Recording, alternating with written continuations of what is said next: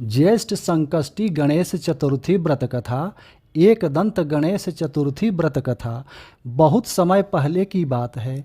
एक दिन माता पार्वती ने श्री गणेश जी से पूछा, हे पुत्र, मैं ज्येष्ठ माह के कृष्ण पक्ष की चतुर्थी के विषय में जानने को अति उत्सुक हूँ। क्या तुम मुझे उस चतुर्थी के बारे में बताओगे?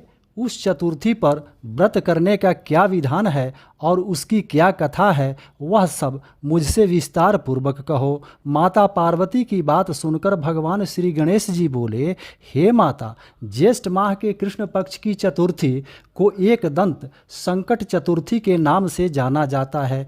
इस व्रत का अनुष्ठान करने से मनुष्य की सभी मनोकामनाएं पूर्ण होती हैं। इस व्रत में मनुष्य को रात्रि में चंद्र दर्शन करते हुए चंद्र को जल अर्पित करना चाहिए और उसके पश्चात मेरी विधि विधान से पूजा करने के बाद भोजन करना चाहिए। भोजन में फलाहार ग्रहण करना चाहिए। इस व्रत का अनुष्ठान करने के फलस्वरूप मैं भक्तों के सारे कष्ट हर लेता हूँ और उसके सभी कार्यों में आने वाले विघ्नों को मैं दूर कर देता हूँ। अब मैं आपको इस व्रत की कथा सुनाने जा रहा हूँ, अतः आप इसे ध्यानपूर्वक सुनिएगा। सतयुग में 100 यज्ञ करने वाले एक पृथु नामक राजा हुए। उनके राज्य में दयादेव नामक एक ब्राह्मण रहते थे। वे वेदों के ज्ञाता थे। वेदों में निष्णात उनके 4 पुत्र थे। पिता ने अपने पुत्रों का विवाह गृह सूत्र के वैदिक विधान से कर दिया। उन 4 बहुओं में बड़ी बहू अपनी सास से कहने लगी, हे सासू माँ, मैं बचपन से ही संकट नाशक गणेश चतुर्थी का व्रत करती आई हूँ। मैंने पितृगृह में भी इस शुभदायक व्रत को किया है। अतः हे कल्याणी माँ, आप मुझे यहाँ व्रतानुष्ठान करने की अनुमति प्रदान करें। पुत्र वधू की बात सुनकर उसके ससुर ने कहा, हे बहू, तुम सभी बहुओं में श्रेष्ठ और बड़ी हो।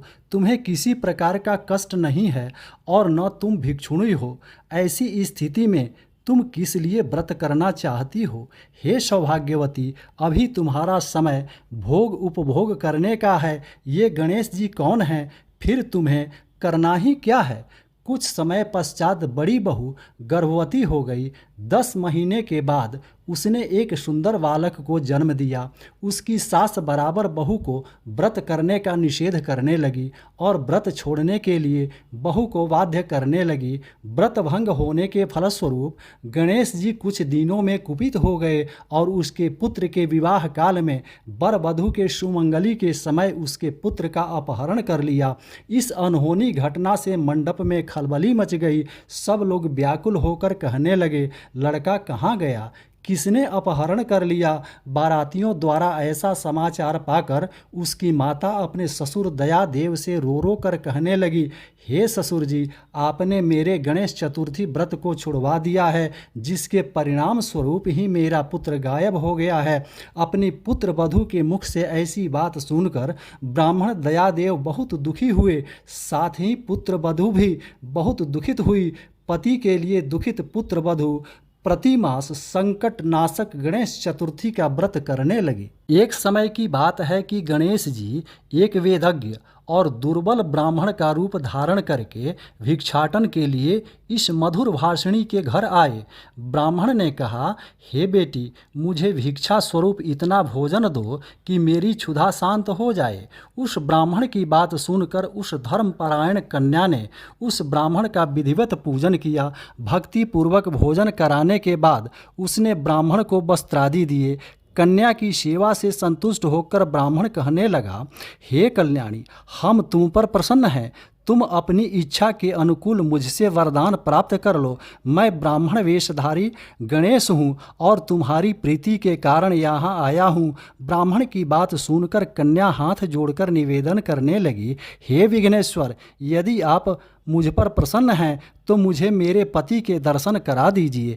कन्या की बात सुनकर गणेश जी ने उससे कहा कि हे सुंदर विचार वाली, जो तुम चाहती हो वही होगा। तुम्हारा पति शीघ्र ही आवेगा।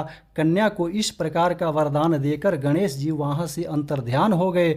कुछ ही समय पश्चात कन्या का पति पुनः अपने घर वापस आ गया। यह देख सभी बहुत प्रसन्न हुए। सभी स्वजनों की उपस्थिति में विवाह कार्य विधि विधान से संपन्न किया गया। इस प्रकार जो भी मनुष्य पूर्ण श्रद्धा भाव से भगवान श्री गणेश जी की ज्येष्ठ माह की संकट चतुर्थी का व्रत अनुष्ठान करता है, उसकी सभी मनोकामनाएं सिद्ध होती हैं। जय गणेश जी, जय चौथ माता की। राधे राधे।